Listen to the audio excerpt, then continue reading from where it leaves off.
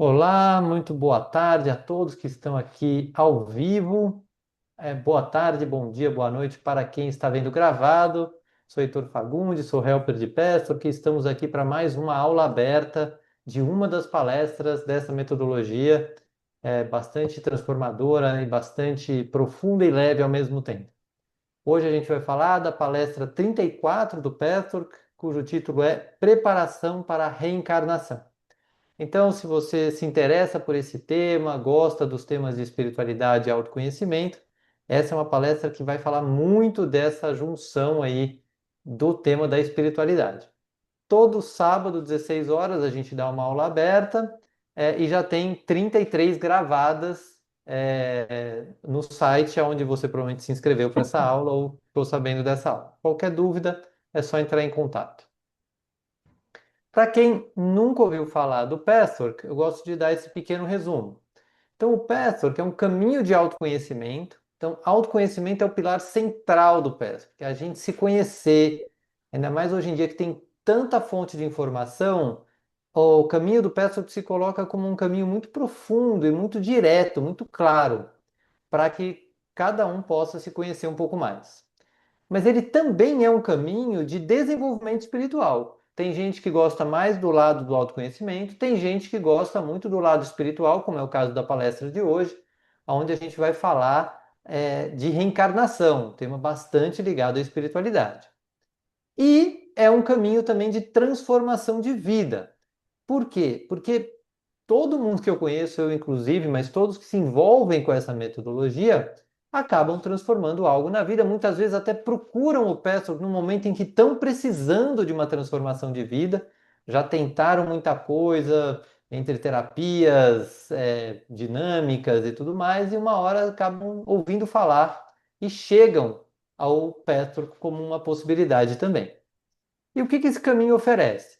Oferece 258 palestras que são profundas e reflexivas. Então, hoje a gente vai ver, você vai sentir aqui na palestra 34 como é que isso acontece, que transmitem os conhecimentos de uma entidade chamada O Guia. Então, essas palestras foram canalizadas por uma médium, Eva Perracos, entre 57 e 79, mais ou menos. E essas palestras que são o conteúdo do Petro, principalmente. Além das palestras, o caminho do Petro oferece atendimentos individuais com helpers. Que tipo de atendimentos são esses? Para trazer para a vida, para pegar uma situação de vida e aplicar esse conhecimento num olhar individualizado para você. Tem também grupos de estudo, que pode ser com helpers ou facilitadores. Facilitadores é quem completou metade da formação, a formação de helper dura em torno de 10 anos, os facilitadores estudaram aí por aproximadamente 6, já podem dar grupo de estudos, além dos helpers, claro. E existe também o programa Petro de Transformação Pessoal, que é o programa que forma helpers e facilitadores. E depois, quem tiver mais interesse, pode entrar em contato. Muito bem. O que teremos aqui hoje? A gente vai ter um momento de preparação, vai estudar alguns trechos da palestra e vai fazer um exercício reflexivo que tenta consolidar aí esse conteúdo, né, da palestra de hoje. Quem quiser trazer insights, perguntas, reflexões, fiquem à vontade. A gente só lembra que a aula está sendo gravada, então a gente pede aí para que não compartilhe histórias pessoais. Ah, isso acontece comigo, isso aconteceu comigo. Tirando o nosso momento de partilha, onde não vai ser gravado, aqui a ideia é, se você tiver dúvidas, nossa, não entendi isso, nossa, isso aqui me traz essa reflexão, aí sim, fiquem super à vontade, isso inclusive enriquece a aula. Todas as aulas ficam gravadas aí no nosso site vhterapias.com.br/pet. Muito bem. Então, para preparação, eu uso um texto que eu acho que todos têm acesso no nosso site, no YouTube, em áudio e também em texto no nosso blog. E lembrando que a palestra na íntegra, em áudio e texto, está em pathwork.com.br. Alguma dúvida até aqui? Quem está ouvindo talvez pela primeira vez? Não? Sim? Sugiro, inclusive, colocar o celular de lado, acho que vai ficar mais fácil de ver o PowerPoint, para quem está com o celular em pé. E aí, vamos então fazer a nossa preparação. Para isso, eu vou convidar você a fechar um pouco seus olhos,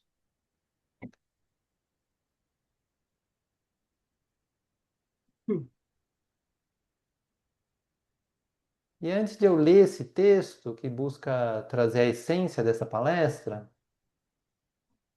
vai se dando conta de que de tudo que você poderia estar fazendo nesse momento, você escolheu estar aqui.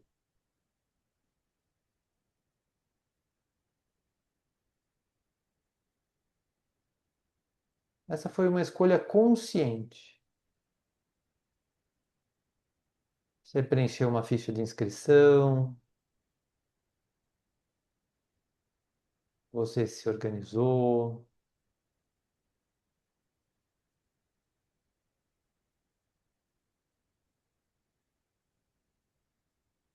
deixou outros assuntos para outros momentos e fez essa escolha. E essa escolha tem uma energia. Veja se é possível você reconhecer a energia dessa escolha.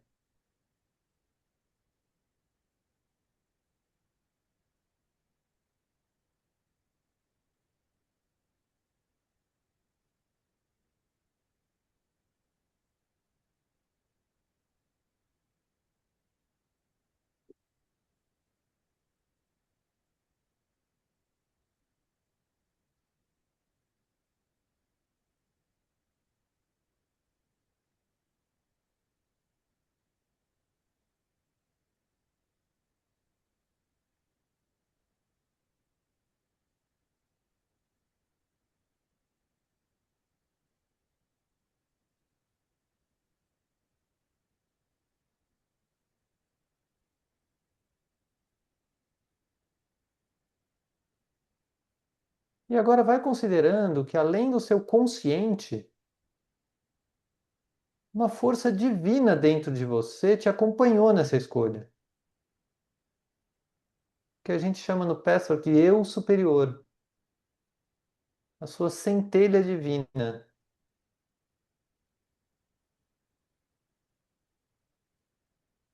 Talvez você sinta ela em alguma parte do seu corpo, talvez isso seja completamente estranho para você imaginar isso, mas vai vendo o que essa informação traz, de que eu escolhi,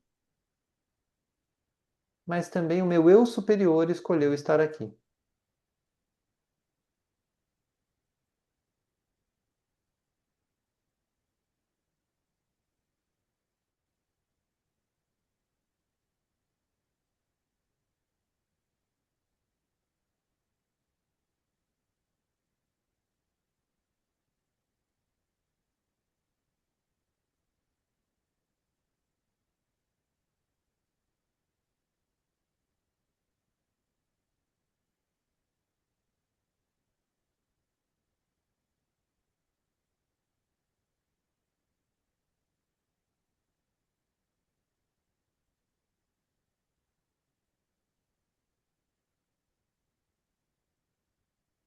De olhos fechados, vá se abrindo com a sua consciência, seu eu superior, para esse texto,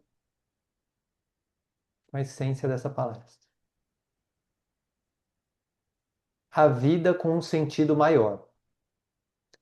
Às vezes, olhamos para a vida e tudo parece meio confuso. Certas situações não fazem sentido. Alguns encontros parecem inesperados. Alguns desafios parecem grandes demais. E surge aquela pergunta silenciosa: por quê? Mas e se a vida não fosse aleatória? E se, de alguma forma, antes mesmo de estarmos aqui, já existisse um movimento em nós em direção a certas experiências? Não como um roteiro fechado, mas como uma intenção profunda de aprender, de crescer, de viver algo que ainda precisava ser vivido.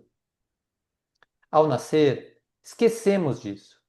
E talvez esse esquecimento seja necessário, porque é ele que torna tudo real. É ele que faz com que cada escolha seja verdadeira, cada descoberta seja nossa, cada passo tenha valor.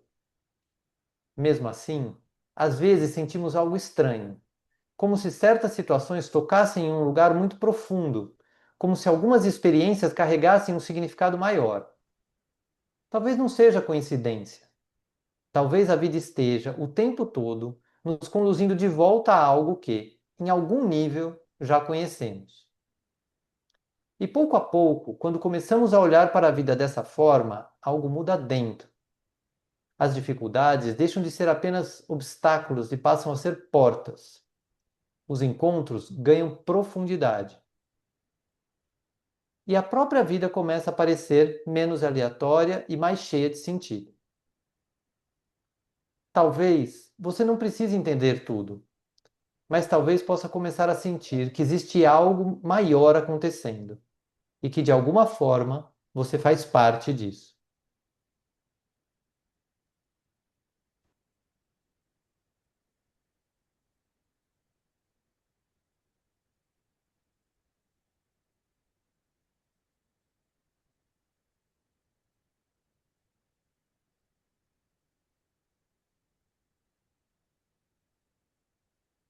Veja como você se sente a partir desse texto. Vai mexendo os dedos das mãos, os dedos dos pés.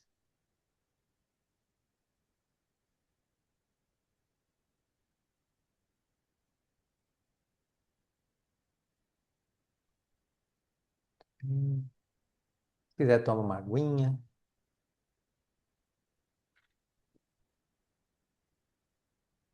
Vem todos de volta. Vem, caiu aqui, não. Muito bem.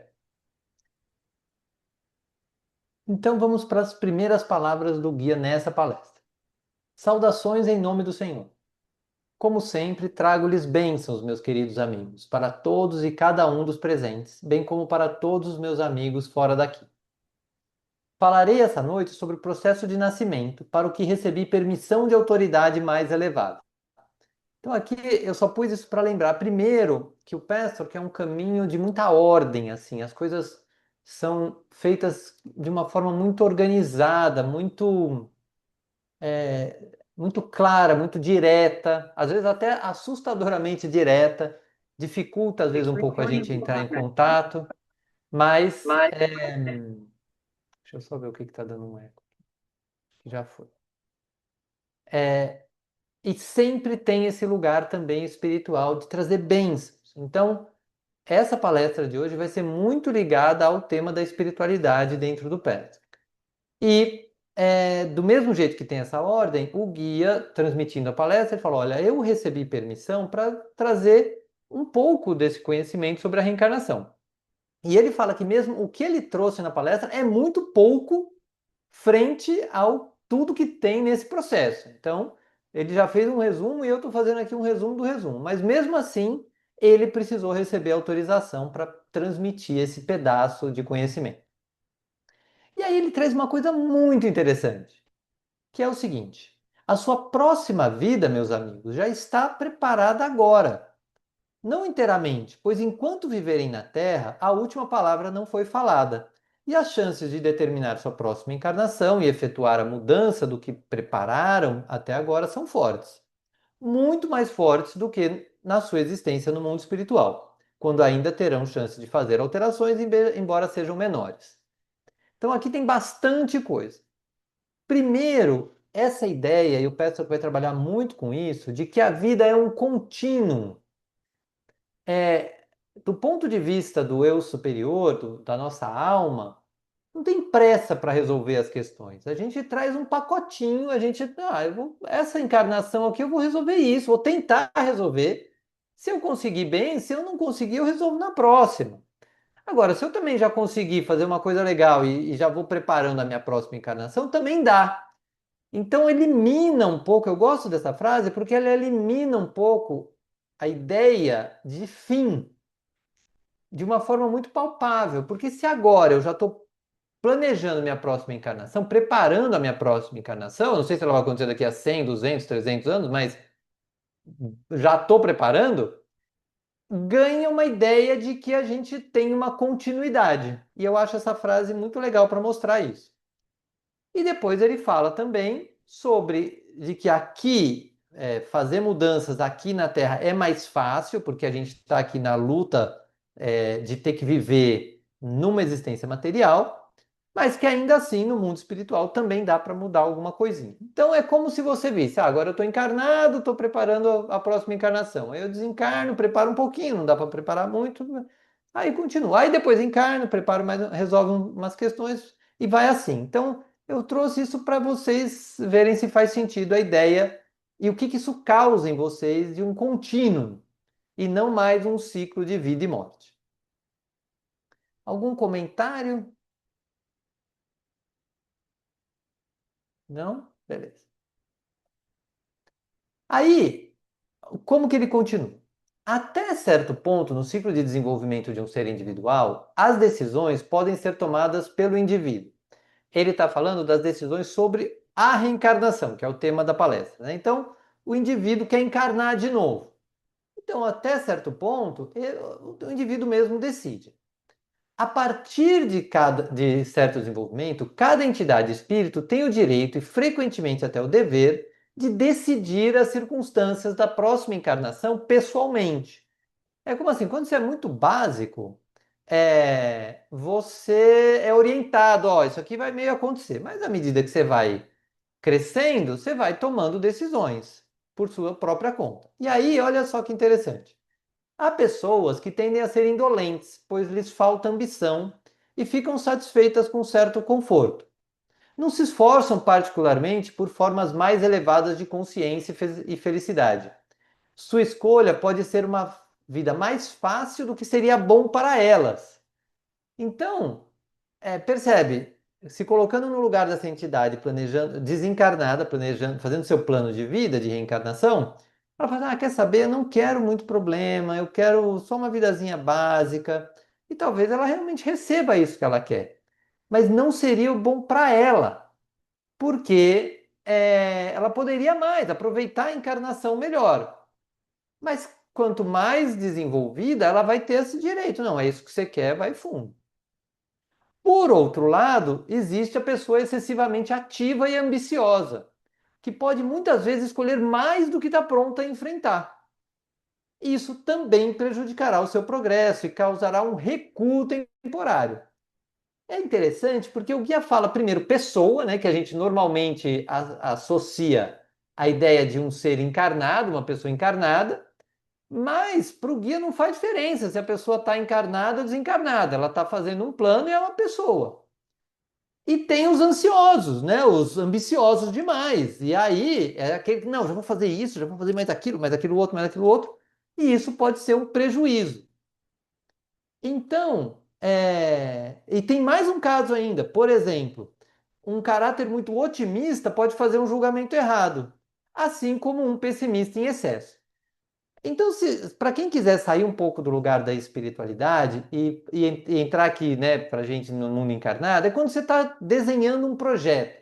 Você vai montar uma empresa, por exemplo. Talvez você queira fazer um negócio muito básico para ganhar um pouquinho, ganha um tantinho ali, tá bom, paga suas contas, você fica de boa. Outra forma, não, eu vou fazer uma multinacional, gigante, eu vou ficar milionário. Talvez você vai tentar tanto isso e vai acabar quebrando as pernas. Então, percebe? É como o projeto de encarnação, um projeto de um projeto de vida, que a gente também tem aqui e a gente pode levar esses alertas. Será que está me faltando ambição? Será que eu estou ambicioso demais? Será que eu estou muito otimista? Será que eu estou pessimista em excesso? Isso traz algo para vocês, assim, chama atenção em algum ponto? Quer falar, Cris? Chama. Assim, eu me vejo oscilando, né?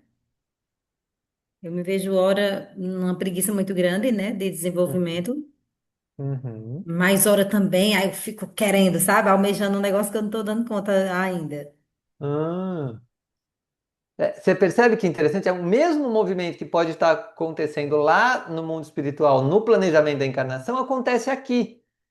Ou seja, para mostrar que de alguma forma esse é um desafio mesmo que a gente tem como alma, independente de estar encarnado ou desencarnado. É por aí, Cris? Aí. Exemplo, tem coisas que eu vejo que eu já tenho capacidade de fazer, sabe? De melhorar em muitas coisas. Um exemplo, ter paciência com uma pessoa e tal. Eu acho que eu já dou conta. Mas aí eu vou e não. Aí recuo e não faço. Tenho oportunidade e não faço. E outras coisas eu fico querendo, sabe? Querendo almejar coisas assim grandes e tal, grandes projetos. E aí, cadê? Não estou nem desenvolvida para isso ainda. Você percebe, percebe como isso é um exemplo aqui na matéria, como também é mais fácil encarar isso aqui do que talvez, por exemplo, quando a gente está no mundo espiritual, onde tem menos conflito entre as pessoas, menos matéria. Você talvez vai para um lugar mais junto dos seus, assim, né, onde não tem tanta diferença, talvez você tenha menos chance de vivenciar esses altos e baixos. Muito bom. Vamos em frente. Há situações em que uma autoridade mais elevada, assessorando e planejando a próxima encarnação com o espírito que será encarnado, aconselhará, explicará e oferecerá uma alternativa. Isso eu achei o máximo. Então, como nós aqui, podemos buscar um mentor, um coach, um terapeuta, um helper de pastor, podemos buscar alguém e falar assim, ó, tô montando meu plano, pensei isso aqui, você pode me orientar, beleza, posso orientar. E aí, a entidade, então, tem o direito de aceitar ou recusar o conselho de acordo com seu próprio livre-arbítrio. Se o conselho for rejeitado e a entidade, então, após a próxima encarnação, constatar que o seu próprio julgamento estava errado, isso representará com frequência a única lição que poderia aprender. Jamais teria sido convencida enquanto não lhe fosse permitido seguir as próprias ideias. Isso eu acho o máximo, porque assim, não é que uma entidade espiritual vai dizer, ó, faz isso aqui.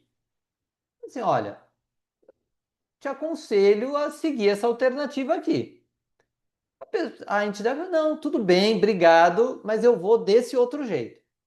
A pessoa vai descer, vai perceber que o conselho estava certo, vai desencarnar, vai voltar, e vai falar, ah, é verdade, tinha razão. E às vezes é o único aprendizado da encarnação. Mas às vezes esse aprendizado é riquíssimo. Quem nunca fez isso na vida encarnada? De dizer assim, pô, me falaram para fazer de tal jeito, eu não fiz, eu fui do meu jeito. Aí você fez do seu jeito, deu errado, algumas vezes deu certo, aí beleza, você deu certo, você estava certo. Agora de vez em quando deu errado. E o aprendizado de ter tido a liberdade de fazer de um certo jeito e errar é riquíssimo. É riqueza, umas moedinhas na carteira assim que você guarda com, nossa, isso aqui eu errei, penei, vi que eu estava errado, agora eu não erro isso aqui nunca mais. Então isso tem um valor também. E isso pode ser levado para a escolha do plano de reencarnação. Faz sentido? Alguém já sentiu que isso pode ser uma possibilidade? Ter a liberdade de errar e tudo bem, vai lá, gasta uma encarnação com isso, não tem problema não. A ideia de que, ai, nossa, eu não posso perder essa encarnação, está enfraquecendo. Não, não tem tanto isso aqui né, nessa forma de ver.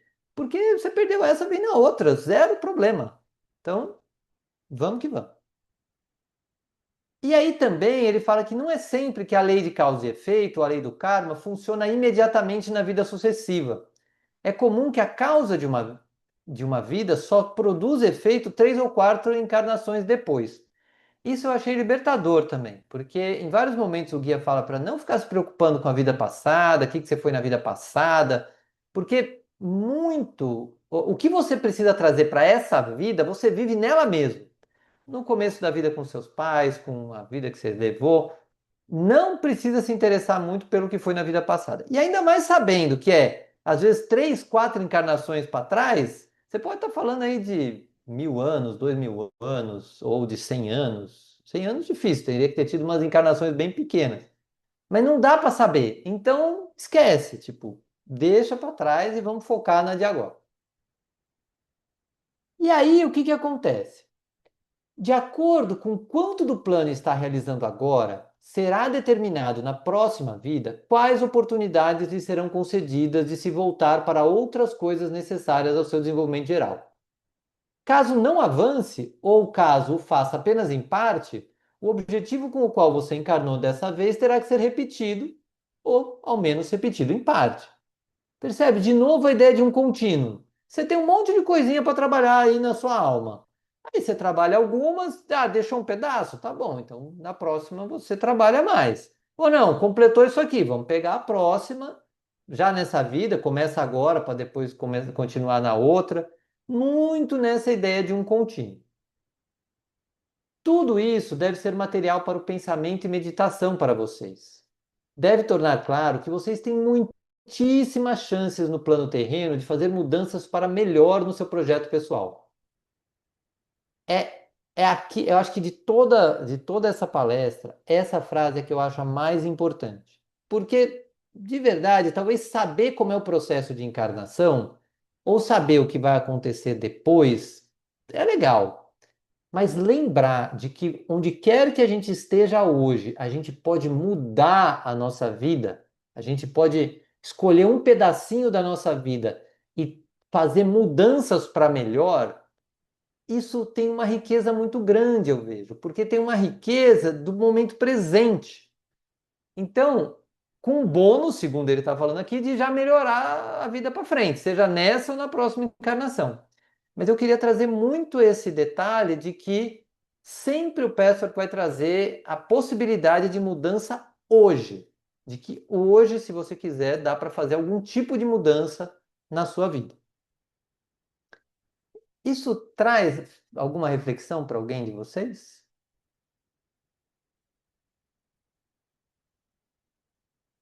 Alguém que queira falar? Pelo visto, todo mundo está por conta. Vamos Demais, em a frente. esperança, né, Heitor? Sim, Possibilidade. que bom. Você sente isso, Cris? Sim. Que bom. Vamos em frente. Quando termina a vida nesse plano terrestre, é feita uma prestação de contas. As tendências e defeitos que foram superados e as tarefas que foram cumpridas são postas à parte. Tudo o que permanece por fazer determinará a próxima encarnação. Então, imagina uma contabilidade. E ele fala que essa contabilidade é muito palpável, não é nada interpretativo, não. Porque no mundo espiritual, toda a vida é vista, não é aquela passagem também rapidinha de que o pessoal fala, vi minha vida inteira. Ele fala que esse processo leva tempo e a vida vai sendo toda revista de uma forma visual, material, simbólica, mas muito compreensível. Ele dá o exemplo até de uma mesa. Se tem uma mesa, ninguém debate que ali tem uma mesa. Todo mundo é uma mesa. Então, a vida toda é passada frente a esse plano que estava previsto, e você fala, isso aqui você conseguiu resolver, resolvido, deixa para lá. Opa, isso aqui faltou. E aí, quando permanece alguma coisa por fazer, vai determinar a próxima encarnação da pessoa. Pode ser a próxima imediata ou não, mas vai ficar ali por fazer. E aí, ele traz uma coisa muito interessante, que é o que a gente vai usar para o nosso exercício. A escolha adequada dos pais, da nacionalidade, da religião na qual nascerá, as circunstâncias de vida, certas fases que são chamadas de predestinadas na vida, são determinadas e consideradas nesse plano. Por exemplo, os pais podem ser escolhidos para proporcionar um ambiente próprio para revelar certas desarmonias na alma. Para este propósito, são necessárias algumas imperfeições no ambiente, porque se tudo fosse perfeito, tais limitações não teriam oportunidade de emergir. Pesa-se com todo cuidado o quanto deve ser suportado, o quanto a entidade deve se concentrar nessa vida em uma tendência de caráter, ou talvez se concentrar em um problema psicológico até então não resolvido. Então, o que que ele vai dizer? Que o ambiente onde você vai nascer, ele vai tocar certos componentes que você resolveu trabalhar nesse plano dessa encarnação. Digamos, você veio trabalhar medo. Se você viver numa casa sem zero medo, não vai ativar aquele lugar. Então, você vai ter que pôr uma certa dose de medo. Você veio trabalhar o orgulho. Então, talvez você nasça, talvez numa casa de um lugar muito rico. E aí, a sua tendência vai ser ficar super orgulhoso. Eu posso tudo. De repente, você tem um pai super orgulhoso que fala: você pode tudo, meu filho. não se preocupe com ninguém, você é melhor que todo mundo, e vai estimular o orgulho em você, para que você depois aprenda a lidar com ele. Pode ser um lugar de obstinação, ou seja, o que você veio trabalhar, aquele ambiente da onde você vai nascer vai despertar. E que é uma coisa meio contraproducente. Fala, não, eu devia ter uma vida, o certo era ter uma vida quando criança perfeita. Inclusive hoje, às vezes tenta dar para as crianças uma perfeição absoluta.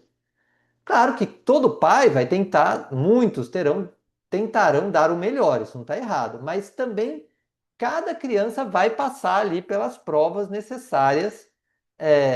Mesmo pai, a mãe tentando dar o melhor, aquilo que está na alma da criança, que precisa aparecer para o plano de alma dela, vai aparecer. Por mais o pai faz tudo certinho, tudo não cuidadoso, tal, aquela ferida de alma vai aparecer para que aquela alma possa trabalhar. Tudo bem? Algum comentário sobre essa parte? Não? Então Eu agora acho, vamos ver um eu pouco acho que isso. para Opa, pais, imagina, quem eu acho que falou? para pais é um pouco libertador, né? Porque a gente às vezes fica tentando, além de controlar o nosso processo, controlando das crianças também, né? Sim, você vê que é contraproducente, né? Exato. Inclusive também essa parte dos pais, né? Que às vezes a gente fixa muito, né, na culpa dos pais e na realidade eles só vieram para ajudar a trabalhar algo que já estava, inclusive na gente e às vezes até de outras vidas, né? Isso, Achei interessante. é muito boa esse lado para os pais, tem toda a razão, e só precisa tomar um cuidado para não usar de desculpa. Então, o que que o pai pode fazer? Fazer o seu trabalho pessoal. Perceber que aquele filho vem também para despertar certos conteúdos ainda não trabalhados no pai.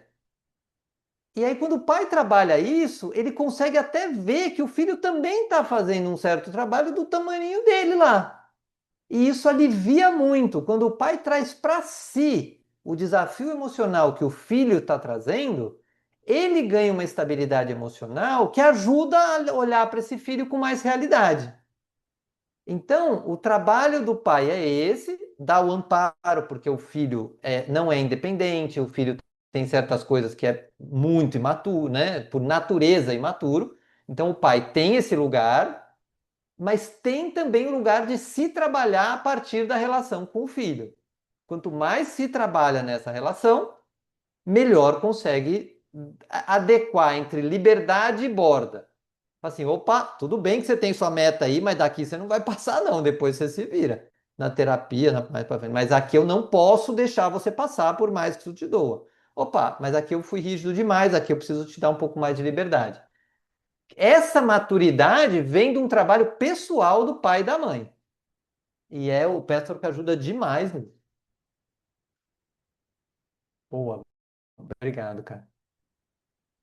Então, vamos tentar trazer isso de uma forma simbólica. Então, no Petro, a gente tem três eus, desde que nasce. A gente vem com o eu superior, onde está nosso amor, nossa alegria, nosso poder pessoal, nossa sabedoria. A gente tem o nosso eu inferior. E o que acontece é que o eu inferior muitas vezes fica incubado. Por que a gente acha um bebê maravilhoso, assim?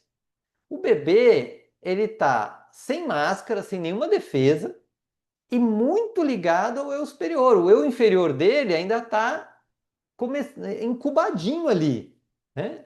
À medida que ele vai crescendo, vai aparecendo medo, vai aparecendo orgulho, vai aparecendo obstinação, vai aparecendo rebeldia, vai aparecer. Esse eu inferior vai aparecendo. Quando esse eu inferior aparece, a gente, quando criança, mascara isso. A gente mascara através de três comportamentos. A gente se torna agressivo, ou submisso, ou retirado. Isso como uma forma infantil de lidar com essa força de eu inferior que está começando a aparecer e que o mundo não aceita, porque não é para aceitar mesmo, o mundo precisa educar esse eu inferior. Muitas vezes faz isso de uma forma não ideal, mas é fato de que se você apresentar muito sua obstinação em alguma coisa que você não pode ter, o mundo vai dizer não, você não pode ter. Aí, para lidar com aquilo, você vai tentar ou ser agressivo, ou ser submisso, ou retirar, ou se desconectar do que você está sentindo. Ou ainda, a gente vai criar pensamentos de um eu idealizado, que é, então eu tenho que ser perfeito, eu tenho que ser forte, eu tenho que ser melhor que os outros, eu não posso ficar inseguro. Você vai criar um monte de regras na sua cabeça, infantil, quando criança, para lidar com aquilo que está dentro de você. Então, aquele turbilhão de emoções que você não sabe lidar, você vai ou criar comportamentos da máscara ou pensamentos de eu idealizado, como uma forma de se defender. E muitas vezes esse eu idealizado acaba também ocultando parte do seu eu superior. Sei lá, se você era uma criança muito alegre e esse ambiente não aceitava alegria, provavelmente você vai reprimir também. Eu não posso ser tão alegre. Eu vou me submeter, eu vou me retirar. O que que a gente faz no Patchwork? No Patchwork, e aí eu tirei do site do Patchwork o objetivo do Patchwork, que o objetivo do Patchwork é despertar a centelha divina que reside na alma humana. Só que como? Vai pegar uma varinha de condão lá, pronto, centelha divina, brilhe. Não. O que que a gente vai fazer? A gente vai pegar os momentos onde você reconhece máscara ou eu idealizado e vai buscar o que estava por trás disso. Qual era a emoção? Você estava com medo? Você estava se achando melhor que os outros? Você estava obstinado? Você estava inseguro? Você estava o quê? E aí a gente vai olhar para essa emoção e lidar com ela, aprender quando ela aparece, como ela é, que energia ela tem, o que ela causa na minha vida. E aí, como lidar, vamos pegar um medo, eu tenho medo de dirigir. Aí você vai lá, trabalha esse medo, de repente você consegue fazer inscrição na autoescola. Esse medo já deu uma diminuidinha. Pô, ele estava tão grande que estava impedindo você até de fazer inscrição na autoescola. Aí você trabalhou um pouco o medo, você não fez a aula ainda. E aí você diminuiu ele um pouco. Quando você diminui um pouco o medo, você já está revelando mais sua centelha divina. Você está se colocando em um lugar com menos medo. Então, quanto mais você diminui o eu inferior, pelo trabalho em cima dele, mais a centelha divina aparece. Aí você pega outro medo, ou ainda, mas eu ainda estou com medo. Daí você vai lá, trabalha mais um pouco, debate, estuda, etc. Tá bom, vou fazer minha primeira aula. Fez a primeira aula. Aí, medo diminuiu mais um pouco, você é uma pessoa que brilha mais, porque agora, além de ser o que você já era, você sabe dirigir. Então, percebe? E aí você vai revelando mais das suas capacidades de eu superior. E para aquelas pessoas que bloqueiam o eu superior, a gente também faz esse trabalho. Você bloqueou sua alegria, sua espontaneidade naquele momento, por quê? Porque não pode, porque é errado. Então a gente tira, ajuda a trabalhar esse tem que aí, ou esse não pode, para ver, não, naquele ambiente ele pode. No outro, de fato, ia ficar estranho, mas ali podia. Então, com isso, a gente vai também ajudando a revelar e despertar a centelha divina que existe em cada um. Alguma dúvida, comentário sobre essa parte? Não? Então vamos ao nosso exercício. O que que eu vou pedir para vocês? Para pegarem uma folha de papel, dividir ela ao meio e separar as duas metades. Como a gente já fez outras vezes, o que que a gente vai fazer? Pega uma folha de papel. Eu preciso tirar mesmo. Deixa eu ver se alguém faz aí e mostra para os outros. Você vai dobrar ela no meio. Para quem está vendo gravado também, dobra uma folha de papel ao meio. Isso.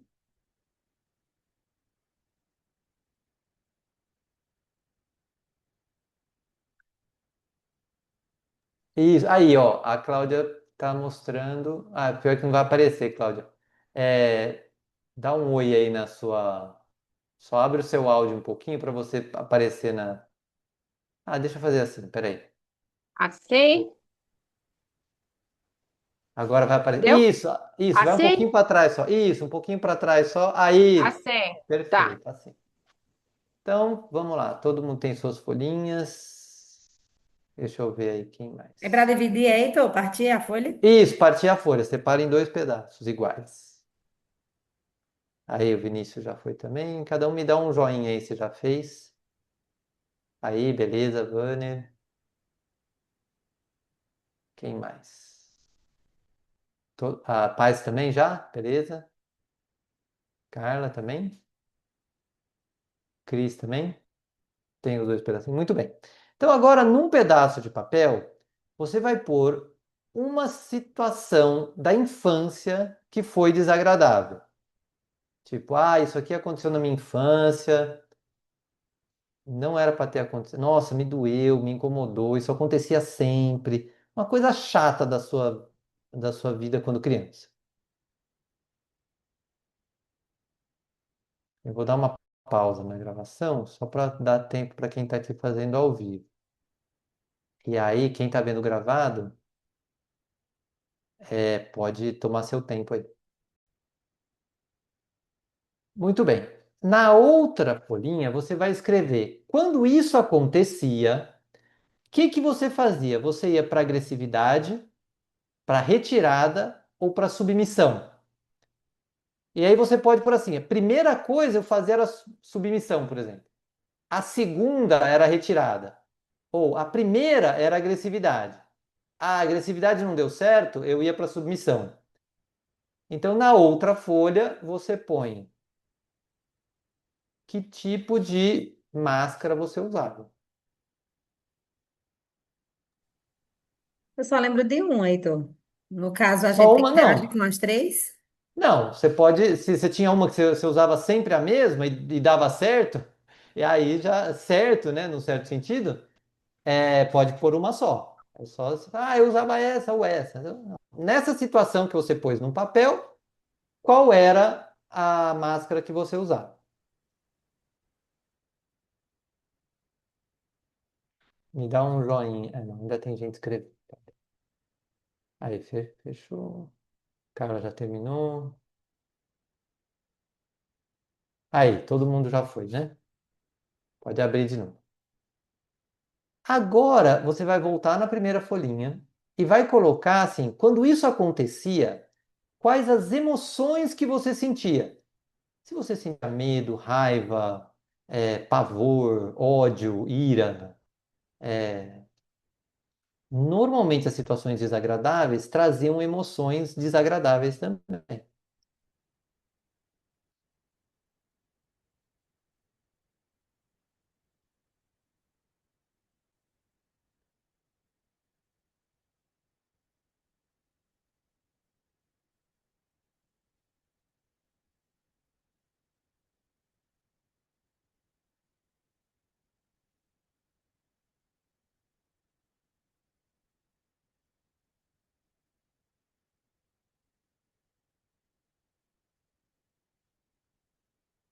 Aí quem terminar pode fechar a câmera que eu já sei. Quando tem mais gente é mais fácil esse modelinho de fechar a câmera. Cris, terminou? Ou tá você de câmera aberta? Sim, tá bom. Pode abrir a câmera de novo. Agora é que o exercício começa. Até agora era a preparação. O que que a gente vai fazer? Deixa eu só ver se o Vinícius está por aí. Tá bom. Então, primeiro, pega a folhinha da situação desagradável e coloca na sua frente. Aí a gente vai primeiro olhar e reconhecer que sim, na infância, isso acontecia na minha vida. E a gente vai ficar um minutinho e pouco olhando para isso, reconhecendo que isso acontecia e tinha essas emoções.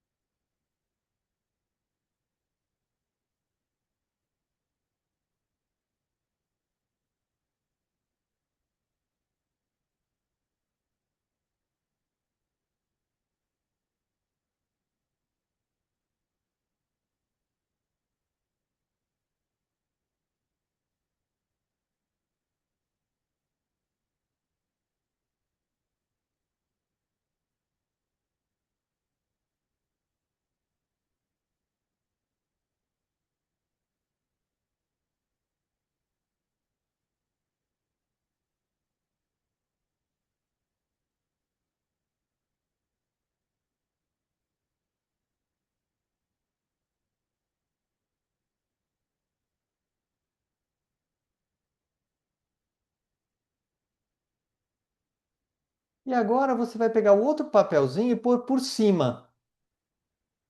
Assim, para resolver essa situação, eu usava isso aqui.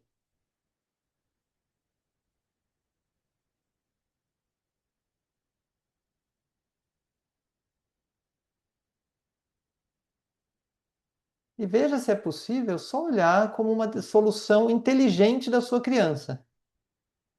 Porque para a criança, o melhor que dava para fazer era isso.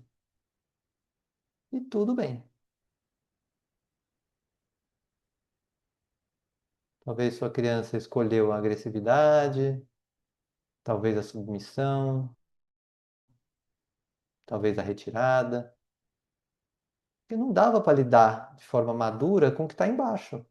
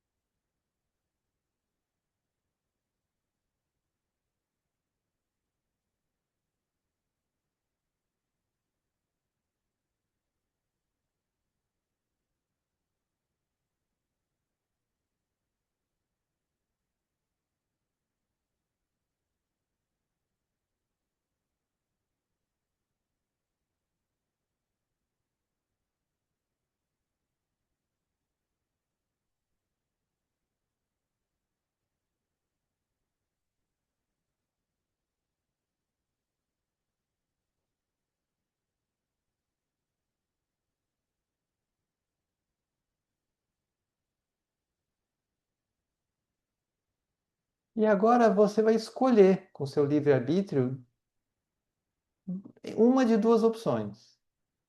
Se você quiser continuar olhando para essa máscara, para essa defesa, para entender se você ainda usa ela hoje em dia e se você quer fazer alguma coisa para entender ela melhor, conhecer os efeitos dela na sua vida, você pode continuar olhando para ela, para essa forma de se defender do que está embaixo. Tudo bem. Ou então, você pode tirar ela e voltar a olhar para o que está embaixo. E olhar para as emoções que você escolheu trabalhar nessa vida.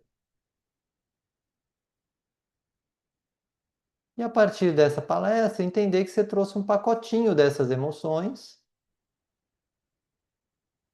e que você pode olhar e lentamente e fazendo escolhas de como lidar com cada uma dessas emoções.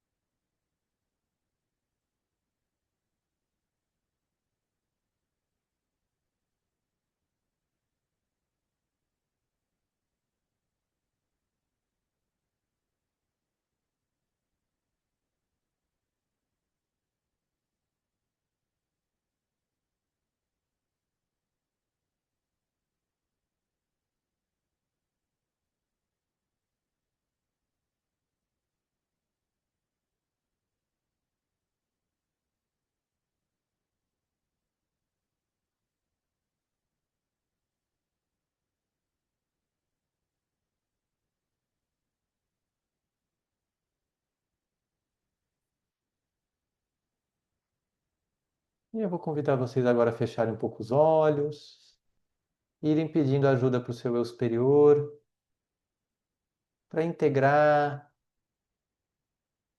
e te orientar sobre o que você vivenciou até aqui nesse exercício.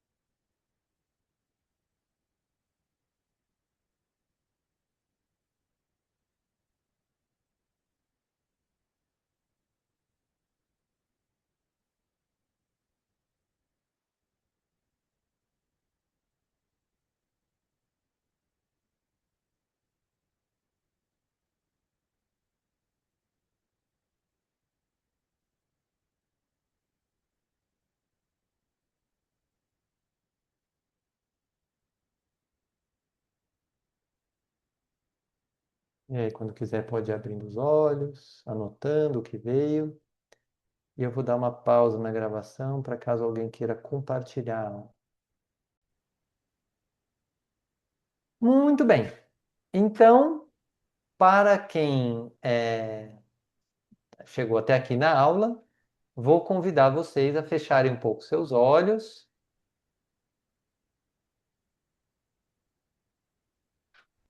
e buscar dentro de você a emoção que está presente. O que que você está sentindo? E validar, pode ser um sentimento agradável, pode ser desagradável.